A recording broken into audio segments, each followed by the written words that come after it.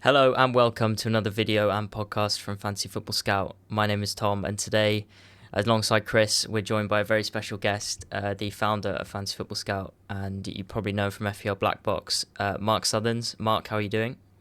I'm all right. I'm still reeling after today's revelations. I'm still trying to figure out what I make of them. Yeah, aren't we all? So today we're gonna do a bit of a preview video for FPL, which is no doubt gonna launch any day soon. They've confirmed that we've had the final price reveals in the email today. So now we're just waiting to press F5 and get a low ID at some point. We're gonna get straight into the prices, and we're gonna get Mark's reaction to Haaland's price of 15 million, which is the most expensive player in FPL ever. So did that shock you, Mark, when it came out? Yeah, it did. I wasn't expecting that. I expected him to hold at 14. I was hoping he'd hold at 14. I didn't want him to drop. But going to 15, I was very surprised.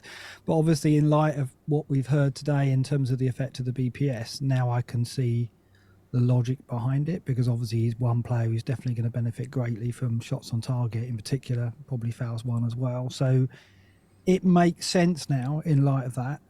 Similarly, why Salah was held at 12.5 and didn't go down as well. So, I was shocked, and I thought that it was a good sign. It was hopefully going to be the sign that they were going to bump a lot of the prices up from the level that they were at last year. And I think in general, that's been the approach. And I welcome it. Is it? I think for me, I'm a bit more simplistic in my view of this review, obviously, but I just thought it needed to be done to address the Harland and every team captain every week issue, and I think that's what it was for. I'm interested in your perspective on other prices, because I was kind of like, wow, we're setting off 15, boom, what's going to happen next? And then after that, it seemed to be much more soft and kind of generous to certain players. I was quite going to Watkins in a minute, but like, yeah, I thought it's great. I mean, I was really excited when it came out. I thought this is brilliant. I didn't expect it at all. We had a chat the day before, and we were going, "Oh, it's going to be the first price reveal is going to be Haaland. What's that going to be? 40 million next." And that was just kind of like there was no. And then it came out. And it's like, okay, this is a different game. And I just think it is important that not everybody has the same players, because it gets them out right. But yeah, are you still thinking Haaland then, based on more on the rules more than the price? Is Haaland still essential for you? Yeah, he's not essential. I think that's what it's done. I think it's made him be a decision now, which is what you wanted. I wanted him, Salah, Palmer, Foden, Saka in particular to be decisions, and I wanted us to be forced to only have two, maybe three of those players and not more, and be forced into throughout the season having to shuffle those players around, which I think is what they've probably achieved. I think you're right, Chris. I think that the prices that followed Haaland were a bit kinder. That kind of made me thought that what they were doing again was they were making the very top tier very expensive, and then the 3 or 4 tiers below that they were kind of holding at a very cheap price. And I think that's fair for around the 4.55, 5.5, 6, 6.5. They're all quite on the cheap side. I think I was shocked at Bowen's price. I think he was too low. There were a few others in there that I thought were a little bit too kind around that period. Eze at 7 million, I would have pushed him higher. Alvarez, Rashford, these are all players that I think could have been pushed a little bit further.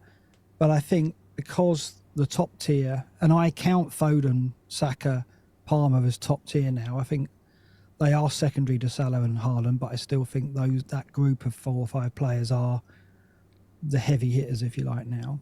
I think they're priced well, and I think because of that, we're going to only have 2 of those, maybe 3 of them, and which will mean there are space in midfield for the mid-price bargains like Gordon, like Bowen, like Mbomo. These I think are a bargain price, and we've got the opportunity to go to them now, because we're not going to have a midfield full of Salah, Foden, Saka, Palmer. We're not going to have those 4 players in our midfield. So we'll have. You're not. That might be. We'll have at least. No, we'll have at Chris least has 2 or locked 3 everyone in by now.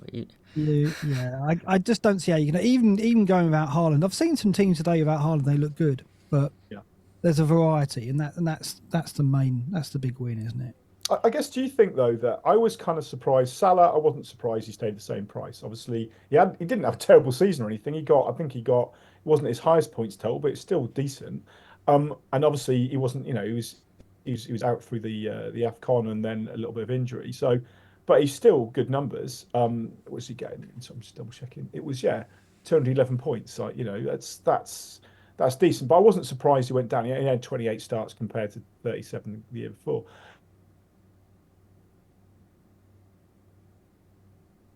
But I'm up to 10.5. Obviously, that was probably. Do you think that's about right? I mean, again, I think that's because he was a top scorer last season. You know, he's on pens. He's likely to be a popular pick. And again, they wanted probably to stop everyone owning him. Do you think that was the right price for Palmer? I thought it was perfect, exactly what I would have had him at. And I think even in light of what we heard today with shots on target and fouls won, he's going to be a protagonist for that. Yeah. Then, if anything, maybe it should have been pushed a bit more. I think 10.5 is perfect for me. I think that's where it should be. And Saka at 10, maybe would have pushed him to 10.5 as well, given what we heard today. Foden at 9.5 is perhaps a little bit cheap now. I thought that was spot on, but after today, there's only, you know, Foden, 60 fouls won, 48 shots on target. He's going to be a big benefactor of this change to the BPS. So I think he would be a little bit on the cheap side now, particularly if a lot of people are going to look outside of Haaland. They're obviously going to go to Foden instead, I would have thought, to cover City. Yeah, because people aren't going to go without City attackers. They're just going to go for different City attackers. I was kind of surprised, and again, maybe it's being simplistic. You just kind of look at the prices, and I don't remember it being quite so isolated up there. You've got Haaland up on his own, living in his own world. Salah then, and then we drop right down to Palmer, and then it's into 10 million. So maybe I'm just remembering this completely wrong. I guess it's in the days of Kane and Aguero and whatever. I just remember a little bit more of a bunch of kind of premium players at that price, but I guess 10 million is still difficult to get to. Yeah, I don't know. Son and Saka being the same price, I don't have an issue with. I think Saka should have been with Palmer, to be honest. I think I'm struggling to see the difference with the penalties, the fouls won, and the fact he plays in a better team.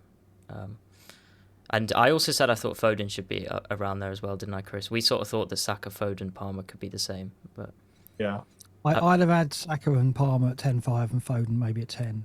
Is what I went with pre-season, and they're not far off. But I think in light of today, now I think that's where I would have gone. So talking of pricey forwards or not pricey forwards, I'm on my own, and I'd like your opinion as the GOAT. Ollie Watkins was kind of first name on my team sheet from the lots came in 9 million. I kind of think that's a bit of a no-brainer. Tom disagrees. I think Isak is clear, argument. And I also think Watkins will slip through the cracks if you go for Haaland. Like you were saying, you think he'll be the most picked player, Watkins, weren't you, Chris? I think one of them. I think Palmer probably will be, but I think one of them. I think if you go Haaland, I'm struggling to fit in Watkins, but I'll see what Mark thinks. I prefer Isak. I think fixtures-wise, Newcastle have got the better start. He's got penalties, and Watkins doesn't. I think the struggle he's had with seeing off Wilson isn't going to be a big factor this season. Wilson may even leave Newcastle. So I think Isak is more nailed than ever this season. So with the pens as well, Newcastle, Villa, comparative. But I don't think Watkins will get the pens. I think McGinn's getting them, isn't he? That's what the talk is. So, yeah. Well, that's a good day. Because we were just some discussion about that with David Luiz going that who was going to get the pens. So if you think it's McGinn, then obviously, because Watkins getting pens would have been a big factor. But yeah. It's his assists as well. Didn't he get, was it 18 assists from it? 18 expected assists. XA of 4. Yeah, that's pretty close. I don't see the variance. I don't see what can go wrong with that. So yeah, you've been talked into Isak, Chris, or not? I'm not talking into. I would probably have Isak as well. I mean, I was looking at not going Harland and having Watkins, Isak, and another. And there's quite a lot of attractive another's, and you can go quite far down and still get decent options. I'm quite excited about getting Chris Wood at some point. Maybe not right at the start. I don't know, but you've got to enjoy that. It's too early for that, Chris. Kai Havertz, a lot of talk about that in there. 8 million. I mean, he's been much fancied as well. Gakpo. I think Gakpo will probably nail down the number 9 slot for Liverpool. I think I've been looking into slots, tactics, and likely outcome of that. And I don't think Gakpo is going to be used out wide. I think the way that Slot likes his centre forward to play, I don't think Darwin can do the role. I think Gakpo, much more technical player, much more able to link play. I think he may well nail down that centre forward slot. His minutes will be taken up, lost with Darwin. Darwin will certainly get minutes, but I think Gakpo at 7.5 could be a bit of a dark horse for a contender for our front lines, because Liverpool again have got very strong fixtures to start. So Yeah. yeah, I mean there's a lot of variation in the rate my teams that we're seeing already, aren't we? We're seeing some early ones. I mean, when the game comes out, we'll see a lot more. Yeah. But already, I'm heartened to see, you know, difference in the template teams that we're seeing. 100%. And I think that's probably what last year was the big miss, right? There was too much of the season where, you knew you were playing against, and because all the influencers are pushing the same team pretty much as well, it just got broader and broader. And then, it was very hard to make up ground. I know And you probably did. Palmer sort of broke the game, didn't he? Yeah, Mm. you're very good at that. But yeah, what about defenders? That's something we've been talking about. Because when they first started coming out, they were coming. Obviously, people were talking about there being ball recoveries, which there obviously aren't, and it was pretty much killed by the early defensive prices coming out. But there's a lot of fours and four and a halves, and obviously there's fewer. We haven't had Arsenal apart from White yet and Timber, but are you? Do you think, because again, we'll come on to the rules in a second, but do you think big at the back is less, you can't quite go quite as big, is going to be less prevalent this year? I think it's going to be. I think we've already seen the last 2 or 3 seasons the gap forming between defence and the attacking players. I mean, we had a year when the wing backs broke through, and we had the likes of Reece James, and Trent Alexander-Arnold, Andy Robertson, all kind of making inroads into the top echelons of FPL assets. But then last few seasons, that's been on the wane, and midfielders have dominated. Then forwards had a good season. I think the gap between defensive assets and the midfield assets is going to be huge this season, based Yeah. on what I'm seeing from these BPS changes. I'm still looking for clarity on them. I'm still not sure whether it's -4 BPS for every goal conceded or -4 BPS in the event of a goal conceded. Yeah. If it's the former, if they're losing -4 BPS for every goal that they concede, then the gap in BPS is going to be huge, and the attacking players are just going to benefit. And I think also we'll see scenarios where Arsenal will keep a clean sheet, but it'll be 3-0 to Arsenal, and the attacking players will get the bonus over the defenders, Yeah. which will mean obviously Arsenal defenders aren't going to score as well as they did last season as a result of Yeah. that. Yeah. Yeah. So I think the landscape is changing a lot. I think almost you need ball recoveries in there to compensate for this change in the BPS, but it's not there. So therefore, we're going to have a big swing away from defenders, I think. So my tactic now at the moment, until I hear more about that BPS update, is probably go pretty cheap at the back and look at 4 or 5 defences like Palace, like Fulham, like Forest, like Everton, who can keep Oh, clean they've got sheets. all five Everton, Not, all five. They've come in. They've come in heavier. Is yeah, but I mean, they're teams that don't generate a lot of shots or win a lot of fouls, Yeah. and therefore, in a clean sheet, their defenders are going to get bonus. Yeah. Whereas City and Arsenal, and probably there's going to be a factor where the attacking players take some of the bonus off them. Were Oh, you? definitely. Does that mean that you're more in? Does that make the likes of Trent and Guardiola even more even more valuable then? Obviously, and Pedro Porro, the players that generally can get assists and goals. Those defenders. Not that they already weren't the players we were looking at in defence, but does that make them even more valuable because they're effectively midfielders, really? If they're having shots and they're winning fouls, then that helps them, because obviously that's going to contribute to their BPS in a clean sheet. Yeah. So I think fullbacks rather than centre backs, because apart from Van Dijk and a couple of other centre backs, not many have many shots on target. So you want still the attacking defenders are going to be the ones to target. Whether or not we want to spend 7, 6, 5, 6, 5, 5 on defenders now, I don't know. I've got a feeling that we're all going to be packed full of 4 5s, to be honest. But that'd be good though, wouldn't it? I mean, wouldn't it? Like, I think that's part of the game is that you have to shop around the Southamptons, the Ipswiches, and the Leicesters, and I I mean, guess some of the those are Everton. 4, aren't they, Chris? Even cheaper. Yeah, I think shopping around. I think that's part of the joy of the game. I mean, you've been in this game a long time. You've been there since the earliest days, man and boy. Do you think? We'll come on to rules again in a second, but do you think, compared to when you used to start playing it, is the game? Are you kind of still excited about it? Is it kind of a better game now, or did you prefer it kind of back in the early days? I guess players was a big difference how many people were playing it, but I think the changes to the BPS will, and particularly the transfer rolling over to 5 transfers will make a huge swing in the game this season. It'll be different to previous seasons. I don't yet know if I feel it's going to be better. It's going to be better because there's going to be more variety, but I do fear that the skew towards attacking players is could be going too far here, and therefore, the likes of Trent and the Robertson and Reece James and players like that, they're going to get overlooked, and that would be a shame because they're quality players and great to own. But we don't know yet. I mean, let's get a confirmation of that BPS change. Let's see how the season starts. Reece James and Trent Alexander-Arnold could be inverted fullbacks playing in midfield anyway, so that could affect what they produce in the BPS. So I think, well, I'm yet to see, but I'm a little bit on the fence as to whether the changes today are going to make the game better. Makes it different, and that by its very nature is better because we needed some change. 100%. It's like the government, right? We needed I've got a feeling though that they'll change it again next season because I think they may have skewed it a bit too far in favour of attacking players. So on that front, before we do come to rules, the next point, but do you?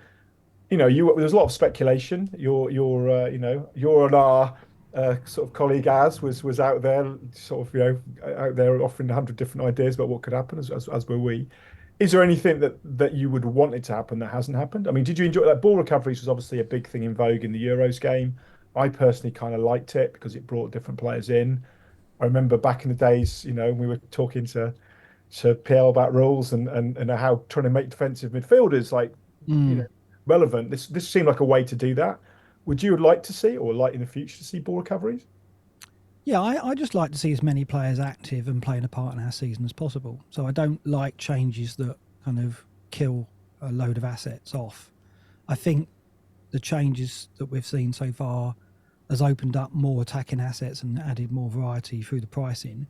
But I do fear that they may have skewed it all towards our front players. The 8 players that we pick in attacking positions are going to be the players that really decide our fortunes this season rather than the goalkeeper and the defence. I mean, the goalkeepers, they can't benefit from shots on target or fouls won even. So they're even... They do get a big hit if they score. Yeah, I mean, how likely is that? So, it's... And so I do think the rule changes to compensate keepers and defenders, the points for a goal and the goal line clearances. In the article, it says 3 is the most goal line clearances made by any defender last season. So that's going to be insignificant. So I don't think the changes really favour defensive players at all. So I think that's a shame. I think we'll see how it unfolds, but I think it's going to to be all about our front 8. Yeah. Mark, so can Tom, do you want to... Sorry, yeah, Mark, can I just ask about goalkeepers before we move on? Because me and Chris were chatting earlier about how David Raya, if Saliba and Gabriel come in at 6.5 or 6, is obviously going to be the cheapest route. And then we've seen last season's good goalkeepers like Leno and Pickford go up to 5. Are you going to be shopping around in the 4-5 bracket potentially for Brentford or Leicester or Southampton, or do you think Pickford could still be worth it? Oh, I certainly is not going to go to a 5-5 keeper now. Because I'll have a look. I need to look at the amount of bonus and the role that played in the goalkeeper scoring last season. How many times Raya got bonus? I haven't looked into that yet. But there's no question for me that keepers are now less likely to get bonus as a result of the BPS changes, because even in the clean sheet scenario, Raya for Arsenal may not get 3 bonus. He may not even get 1 because of the attacking players hoovering up the BPS. So therefore, I'm not looking at a top tier. I'm even less likely to look at a top tier keeper now. So I might go to 5. I might go to someone like Pickford, but then I'm more likely to go to an Everton defender, I think, rather than Pickford. At the same price, yeah. Yeah, so probably 2 4-5s is the way I go and rotate it. What I will do is go 2 active keepers, though. I think the fact that you can roll transfers means that you'll want to have a fully 15 active players, because what you don't want is if your keeper gets injured and you've only got a 4 million keeper as your sub, you've got to make a goalkeeper transfer, which obviously affects the rollover. So with transfers, that I think that change with the rolling transfers have made them a little bit more precious. You probably want to spend the extra 0.5 on getting 2 active keepers, in my opinion. That's how I'm feeling at the moment. So do you want to, Tom? Do you want to kind of quickly go through the rule changes to confirm what we've got, and then we can see if there's anything else? We've always talked about a fair bit, but Yeah, I'll get it up on screen for the video viewers. Yeah, so the first rule is obviously the mystery chip, which is coming in January. We don't know. That's it really. We can't offer much more. Do you think they just haven't thought about what it could be yet, and they just want to surprise us later? I mean, that's really odd, isn't it? That it's the restart the season chip. It's like you could start here. You know, it's definitely going to be designed at bringing players back into the game, isn't it? 100%. That's what's coming. Yeah. And then, as we've mentioned, you can now roll up to 5 free transfers instead of 2. And this also includes when you play a chip. So if you free hit with 4 transfers, you'll come back to 5, I think. So you won't reset, which I think is welcome. And the point scoring, as we mentioned, there's some minor tweaks to the baseline bonus with shots on target now getting rewarded. Fouls not minor, Tom. They're massive. Massive. Sorry. This is what people in the article they've dismissed them as quite. And this is why your rank history is much superior to mine. Just don't think they are minor. I think they're going to make a big difference to what we see. But myself. I mean, the minor change is the goalkeeper points. If we do get a Begovic moment, or Alisson, I suppose, you'll get 10 points instead of 6, which I don't know. Did you own Alisson, Mark? I don't suppose you did. No. The thing is, if my goalkeeper scores a goal, I'm out down the pub and 10 pints if I've forgotten it anyway. So I'm not going to care less about BPS, am I? It's a weird thing, isn't it? It's a weird thing to sort of say they've evened it up. Well, if you get a goal, or you get extra points, well, hang on. How often is that going to happen? And it's once in a lifetime, isn't it? It happens like once in every 2 or 3 seasons. It's going to be a notable thing. So it's an interesting how they've kind of thought about it. I mean, it's different. So and then sorry, Chris, the fourth one was the lower frequency of blanks and double game weeks, which is not really a rule change, but that'll be. I mean, I guess we'll start there because we haven't really talked about it. Mark, does that make you sad? Less doubles, less blanks, or? Selfishly, it makes me sad because that's always been a period of the season where the more experienced seasoned player who's got a bit more time on their hands, I'm describing myself here, and many others who are viewing this, I'm sure, get a little bit of an advantage, don't they? Because you have to put a bit of study in and you have to put a bit of planning in. We don't always get it right. I often get the double game weeks and the blanks very wrong, but if you get it right, if you play the chips well, and I think we saw that with the winner from last season who did incredibly well, went very different with his chips, and that really did make a difference in the outcome of the season for him. So it is a period of the season where, you can really claim an advantage and claw some ground back or get further ahead or whatever. That's going to be reduced. So the impact of that period is going to be reduced. So it's better for the more, I hate to say it, the more casual player, because it is. I think it will be. Do you think, obviously...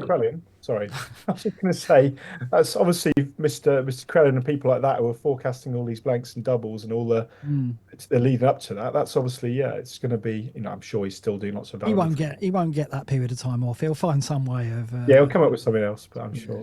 Do you think it'll change the way we play our chips? Perhaps like game week 1 bench boost? I have a little suspicion that might become a little bit popular as we get closer, but sort of strategy-wise, have you given that any thought? Yeah, a lot of talk of that already. I wouldn't play it game week 1 myself because there's that uncertainty about starting lineups, particularly with obviously the Euros and hangover from that. I guess you can play the wild card early if you want to. You can probably pick a safe 15 that you think he's going to play, and then bench boost, and then wild card out of that to the play once the players.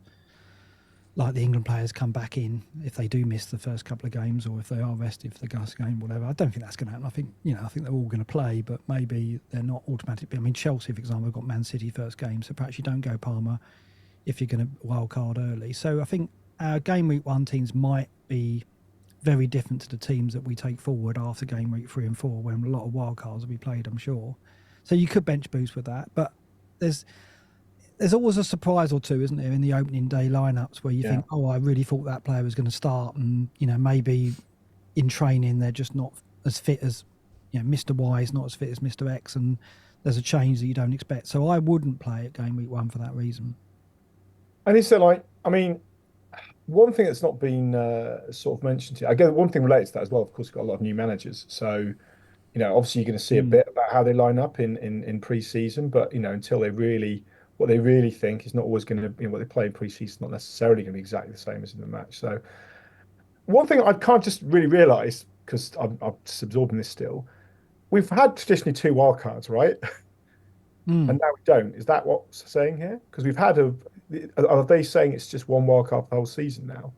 Is that, No, there's two, No, isn't there? no. sorry, apologies if I've missed that then. Yeah, So, there's two wild cards still, isn't there? Yeah. okay, all right. So, There's just an extra chip, and we have no idea what it is. So And we're hoping someone does.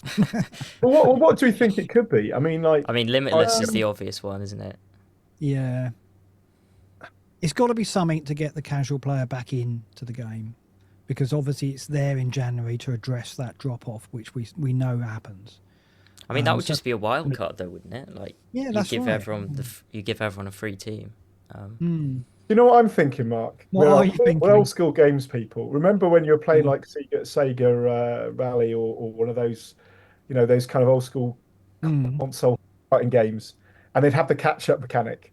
And I'm just wondering if there's going to be something in there where they go, sort of get yourself an extra food. I don't know, some sort of, but then if everybody has this makes sense. But maybe there's some sort of weird catch up mechanic they're thinking of. I don't know how it even work, but like that's a Something way. extreme.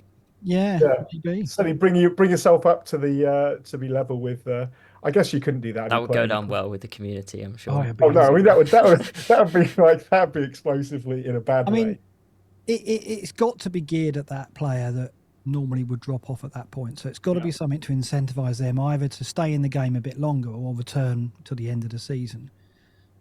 I've no idea what it could be. Maybe maybe they've got like a second chance league again, and then that chip can only be played in the second chance league or something like that. Maybe, I don't know. But that's what it'll be. I don't think it. Sitting here as seasoned hardcore players, I don't think it's a chip that's going to be hated for us. No. All out attack coming back, maybe. Yeah, Sam spectating. Sam says that's her favourite chip, so you know. To be you never honest, know. Tom, the BPS has already made it all out attack as far as I'm concerned. Oh. From what I can see here, but yeah. So yeah, okay, go on, Tom. Yeah, so should we? I mean, we've covered the sort of point scoring and the chip. So the 5 transfers, are you happy with that? Do you think it will benefit people who are perhaps a little bit more patient? Because I put out a tweet on the Fantasy Football Scout and I was saying, is anyone actually going to have the patience to not move for 5 weeks? I'm not convinced many are, but do you think you would? I really like it because selfishly, I think my game is normally to aggressively chase price rises. And I think this is going to make it more likely that the more pragmatic, cautious player is even more pragmatic and cautious, which means that the advantage of getting price rises, if you can get them without taking hits and if you can get them without taking wild risks, I think it's going to be a bigger advantage to be more aggressive, because I think this makes patience and pragmatism and hesitation and caution more likely across the player base. I don't think it's going to. I mean, it benefits the casual player in that when they miss a deadline or forget to make a transfer and change their team, they're suddenly going to log in and see, oh, I've got 3 or 4 transfers. So it benefits them there, but I don't think it benefits them in terms of changing their strategy very much. Whereas for the hardcore player, I think we're already divided between those who are quite aggressive and chase price rises and those who don't. Those who say, oh no, it's all about information, it's all about waiting to the last minute, let the 0-1s and 0-2s go by. I'm more in the other camp. I like to be aggressive, and I actually think this is going to be something which might be more advantageous to those players because more people will be cautious. I'm thinking about it in a similar way because I played the Sky game a lot before, obviously it shut down unfortunately, and in that game you can pick more than 3 players, so you aggressively target fixture blocks and you go all in. And I think if you can go into Man City for 2 or 3 weeks hard, and then you come out with 3 transfers, you move them all to Liverpool. I can see that being a bit paying off. That sort of targeting fixture blocks. What about you, Chris? Do you think you'll have the patience to get to 5? I 100% won't have the patience. I don't think I'm ever going to get beyond like 2. I can't see it. Like I'm sort of like the sort of player that plays wild card on like 1st of January. So I can't really see that I'm going to get to a position where I build up. I like the idea of it. Like Mark says, it does open up a few different strategies, and it does, like, it will encourage, like you say, obviously it's going to encourage caution, because if you want to build those up, you don't make moves. What that impact that'll actually have, I don't know.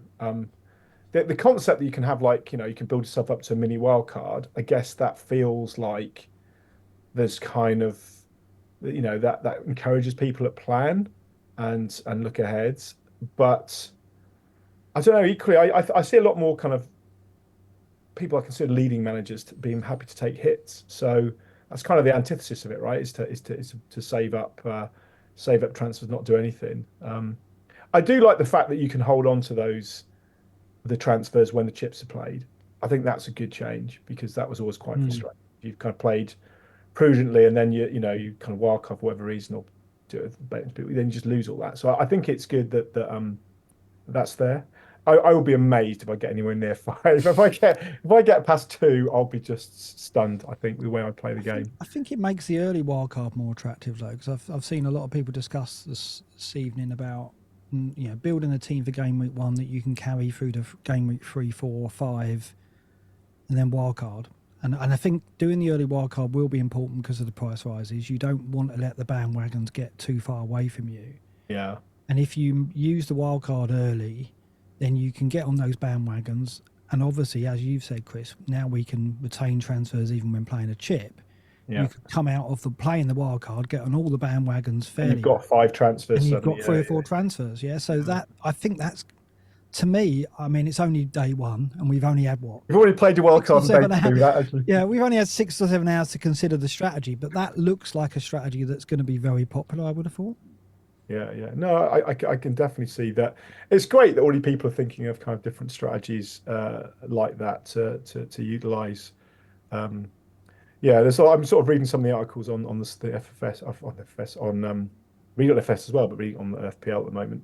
So already talking about how to capitalize on those 5 free transfers. So yeah, do you think price rise is something that is interesting for me? Because I don't know if it's just because I'm old and now all prices changed, don't they? Don't remember, they didn't just change as much when I was a lad. It feels like the price swings have been more rapid and a bit more vicious. Not vicious, but like just faster.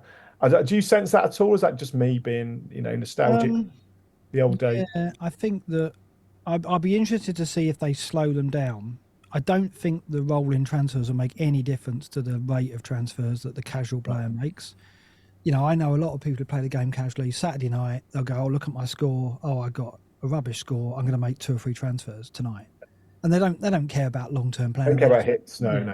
Someone's got a hat trick, and they'll bring them in that night, right? And that's what fuels the fast price rises. The people in the community get frustrated at the people in the community who make early transfers. It's not us who are driving the prices up. It's the casual player on a Saturday night watching Match of the Day making 2 or 3 transfers there and then.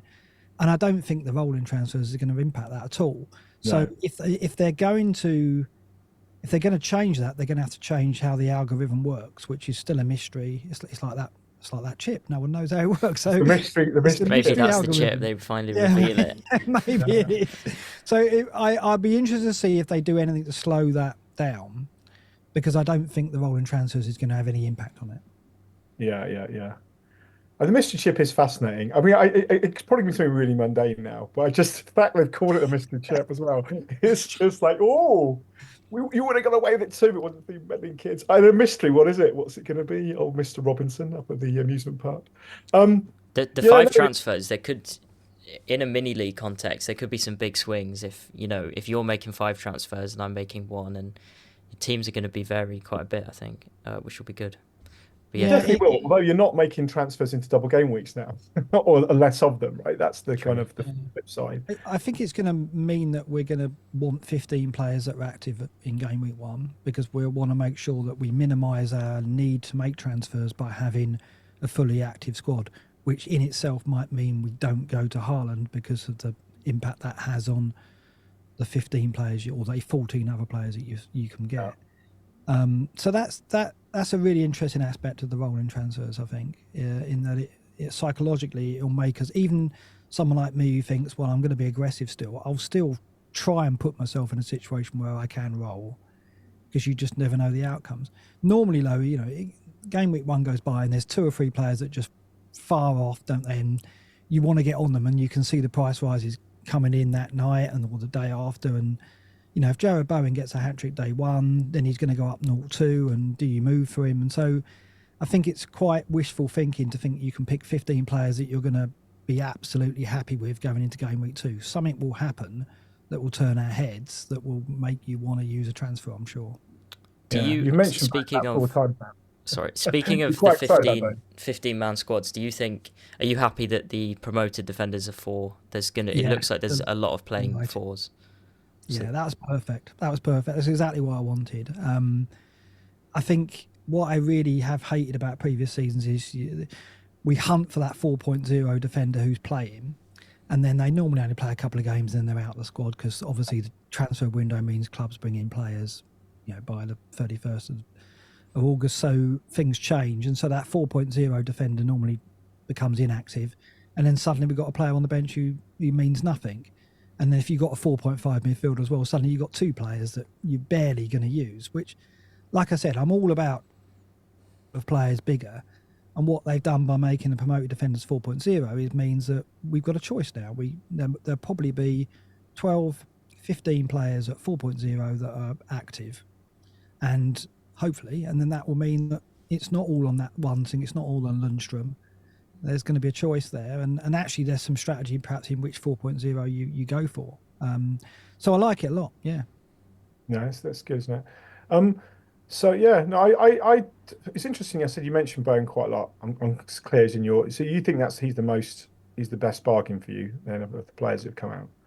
Because I haven't not been even Bowen. You've mentioned Bowen about 4 times. He's not even in my thinking at the moment. So I'm now having to add yet another player to the 50 players I've got in my squad because of that. I know he's a good player, but I don't know. I think it depends on Lopetegui, on the tactics. I haven't yet. I need to refresh myself with how Lopetegui will play and how we'll play him. But one thing that I'm going to be talking to Az about, and when we do Black Box, would probably be tomorrow night, is you've got to look at players, and you can play a simple game now. You can say, right, Jared Bowen 7.5.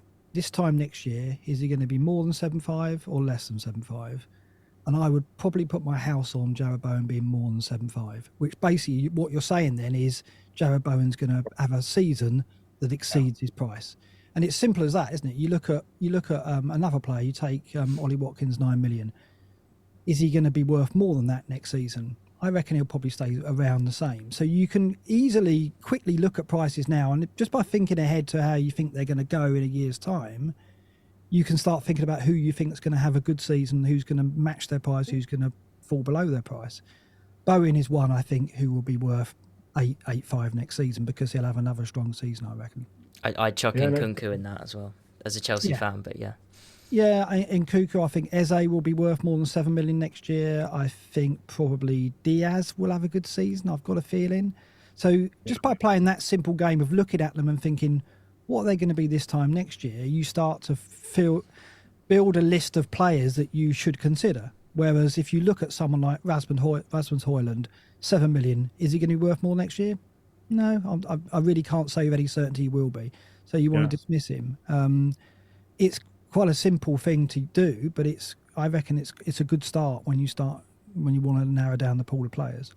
Yeah, I've not really got that excited about United yet. I mean, I don't also get in on the Rashfords. I quite like them being 4-5 at the back. I think if they all stay fit, if Lissandro Martinez is fit all season, Luke Shaw, I mean, it's a big if to be fair, but I was a bit surprised they came in at 4.5. Well, he came in at 4.5, but he's hardly played, so I would have thought the other centre backs will be though. Yeah, maybe centre backs. That's a fair point. The thing is, are we going to only centre backs? I mean, only from a price perspective, given the choice, as we're saying with what we think, what Mark's sort of saying here is his reading, and obviously there's 2 ways that could go, but reading of what the bonus points going to happen, the centre backs are even kind of less attractive potentially than they were.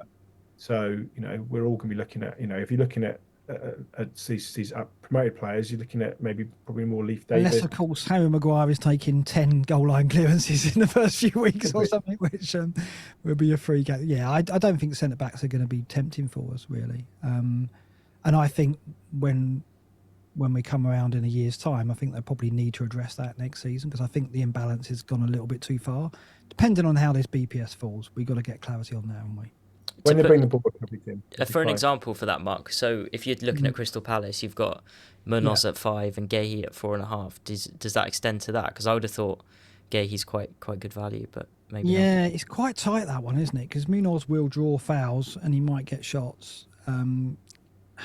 Yeah, the shot. Yeah, you've got to think about that, haven't you? Now? Yeah, so I do like the Palace defence, though, because I think in a clean sheet scenario, their defenders might still get bonus, because obviously they'll play team. They'll be more pragmatic in matches. They're not going to go full tilt. You got to think that when Arsenal and City play a low block, they're going to have a lot of shots and draw a lot of fouls. So therefore, a clean sheet against a low block opposition will mean that attacking players are more likely to get BPS than defenders. Whereas Palace come up against a team, I don't think anyone low blocks against Palace. So it's going to be interesting to see how the BPS work. They've got players like Eze who can still have lots of shots and draw lots of fouls. Ayew, he's fouled tremendously. I was really surprised. I think he's second or third on the foul count. So they've got players in a team who could take the BPS away from the defenders. But I am drawn to Palace as one of the defences to look at, because I do think in clean sheet scenarios, their defenders could still get bonus. It's interesting what you're saying about the foul count. I mean, there's a new metric there to be considered and brought in that wouldn't have been. I don't know. Saka springs to mind immediately. Yeah, he's always getting kicked, isn't he? It's going to make watching games interesting when you're looking at the BPS and your players like second or third, and then they dive and they get a foul in the last minute, and that gets you free bonus. Kick him over. They get injured, but they get you a 3 bonus at the end by being fouled. Yeah, I mean, there's scenarios where you think that will be fun, I think. But equally, there'll be moments where your defender's hanging on to 1 bonus point and Saka gets fouled and that puts him in the bonus and knocks your defender out. So there'll be frustrations as well. So it's a change. It's different. I like it in that respect, but the jury's out on whether it's going to be a good thing for the game in terms of its balance. I think it might have imbalanced it a bit too far. I like the shots on target to compensate for the shots off target. I think because we've seen Salah score and have a minus BPS almost because he's had 6 shots off target as well. So I think that is quite healthy to equalise that. I think it's definitely worth looking at. It plays into the hands of looking into the data more. Obviously, we've got more and more clarity, and maybe it will lead. The fact they're talking about bonus here probably leads to more awareness amongst more of the managers over the bonus system. I think a lot of people, I might well have been in that camp for a fair bit, just kind of looked at the end and go, oh, well, that's nice. Or, okay, he's scored, he's got an assist, he's definitely going to get the bonus. Whereas, or the goalkeeper's got a kept clean sheet and he's made a couple of extra saves. So I think mixing up the bonus could be interesting. I did really find it interesting playing the Euros game and seeing different points coming in for different things. Obviously, ball recovery again. But it was slightly, and shots outside the box, I quite enjoyed that extra things to think about. How you can obviously legislate for shots outside the box a little bit, but not massively. There was one aspect we didn't mention, Chris. The BPS for saving a penalty is coming down, which it might seem minor, but I think it's fair. I think it equalises that a little bit, because we've seen keepers getting bonus in a 3-3 draw just because they saved a penalty, which they already get a save, which can contribute to a save point for as well. So I think that makes sense.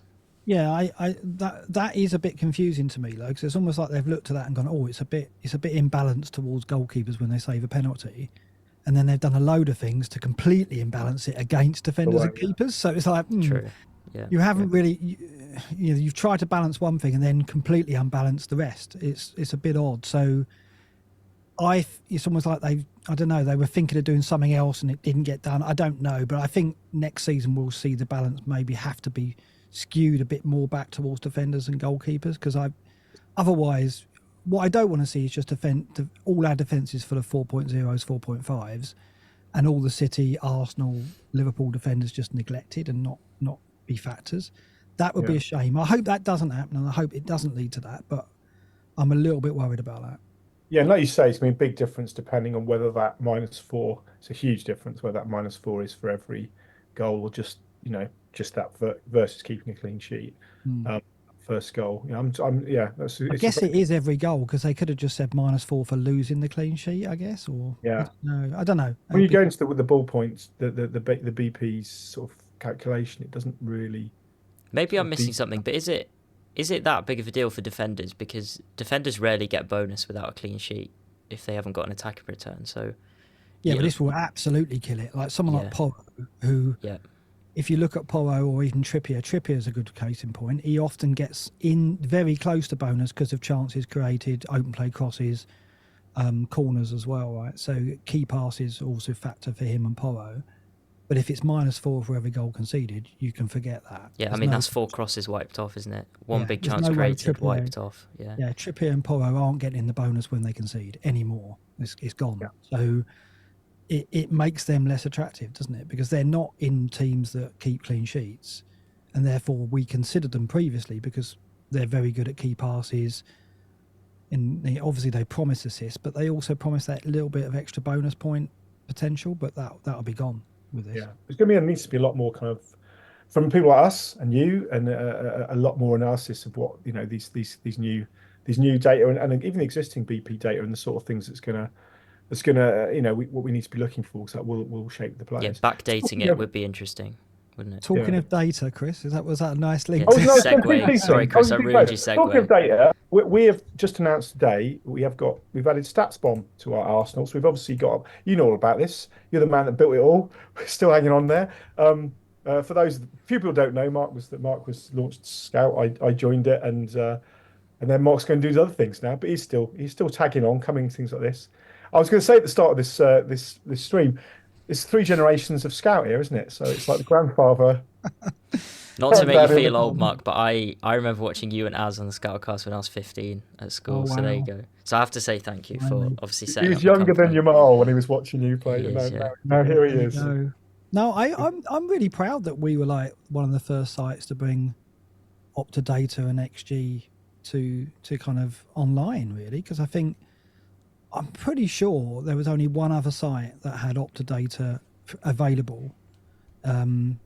I think it was Squawker, I think at the time, Yeah. launched very similar time to us and had data. They had some of the same data. Then we were one of the early adopters of XG because if you remember, Chris, Opta had just started doing XG, and we Yeah, got didn't it? straight away, The PL didn't really talk about XG really either. No, It was not really. not a thing that was in the articles, or it was almost kind of a bit taboo. Went quite early on that. And StatsBomb were around the XG time around that time as well, and obviously their data found itself onto various sites as well, and it is considered as a more precise and more detailed approach to the XG analysis. It's a different model or way of doing it, but considered by the purists as more accurate. So having that as a secondary set of data that you can use as well as the Opta XG, you've got the StatsBomb XG. It's another tool, isn't it? Which I'm going to love it. So yeah, no, Chris, can I just take through the viewers what's on the screen about StatsBomb? So on the screen now we've got a chart which we'll be using in the members articles for the Scout notes, especially to showcase. And on the screen is Darwin Núñez, who. And you've got all his data. So obviously his expected goal data is sky high at the top. His shots is sky high, and then you're going down to his expected goals per shot, which comes down a little bit. And we've got his expected assists, turnovers, aerial wins, pressures. Some of his shots go off the screen, or the XG is right at the top. That's the problem. Yeah. So we'll be showcasing that those nice charts. We'll also be showcasing the freeze frame XG, which is pretty cool. So for the viewers on the right-hand side, you can see the still of Maddison about to score against Brentford. And then on the left-hand side, you can see that distilled down into data form with all the positions of all the players. And if you're interested in learning more about how the goalkeeper position and defender position and shot height, where the ball is in relation to the shooter, impacts the XG, there is an article and a video on site at the minute explaining how that can help, how that makes StatsBomb the best expected goal model there is, and also how it can help you be a better fantasy manager. So yeah, Chris, that's part of our premium offering next season. Yeah, that's a new one. We're going to have some XG data into the members area. I mean, a few other things we're looking at as well. They've got a really good pressing data, which is quite interesting. Yeah, we're gonna use it, and we've got of course, all of last season's data. So obviously we've got this season as well, but obviously you want to look at what happened last season and how that applies. So, yeah, it's something we've talked about for quite a while. I won't go on about this, but we did talk about it for quite a while. It's something the hardcore in the team have wanted for ages, and we've kind of managed to get it in. So. We've got some more bits and pieces coming as well in the next couple of weeks. We're going to be doing some more around the Champions League as well. So we're kind of supporting that game more this year. So you get some of that. And yeah, we're also going to be doing quite a bit with the EFL. I don't know if Mark, I know you've got a lot of time on your hands. So I'm not familiar with the EFL anymore. Last couple of years, I've lost interest in it. But yeah, I can't guarantee that my interest won't be peaked again any season now. But no, I'd like to think that. Chris, you were nearly threatening that game last season, yeah, weren't you? but no, we're the EFL game is going to be interesting, very different to the PL game. We'll be covering that as well. I mean, obviously, with Sky going, there's probably opportunities for people looking for the second or third game. I think a lot of people are going to play Champions League as well. Go on, sorry. Yeah, that was a shock, the Sky game going. I was very surprised at that. Yeah, and from what you've said about the EFL game, that's very different. I like the sound of that, and yeah, people will have room now because a lot of people played FPL and Sky, so people will have room now for looking around at another game. So yeah. I also think if you're like a fan of it, if you go every week to your Stevenage or Crawley or whatever Leeds, at the moment, then it's obviously we love FPL and everyone will want to play it, but it's also nice to be able to play game around the league you're in and the stuff you're kind of interested in week in week out. So maybe we'll see how big that gets, but I think it's great. It's really encouraging. More and more fantasy games are kind of coming out, and obviously the gaffer been doing a good job with that beforehand, but now this is officially from the EFL. Sort of the same way the Premier League are doing FPL and UEFA doing UCL. We're kind of working with all of them, so that's good. But yeah, the Champions League one I think as well is going to be big this year. I think after the Euros, it was already getting around 2 million mark. The Euro game was really good. I thought like 3.5 million, and usually there's a bump as well after an international game, unless it's the World Cup one. There's usually less said about that, the better. I'm trying to think how whether Forest are closer to the Champions League game or the EFL game, and I've got them probably closer. I know where Everton are. So, Chris, is there a Conference League game for the Chelsea fans? Is there a Conference League fantasy? Non-league day, yeah. Before we go off, because we've been plugging our stuff, I think it's a good chance to plug your stuff. Obviously, you do. We work with Black Box and tremendous, both yourself and us. We have a lot of love for. You've got a shocking pink background there behind you. Is that like a hint or something? Yeah, pink's a new colour. We change the colour every day. Every day. Yeah, you should do that. We change the colour. And pink's the new.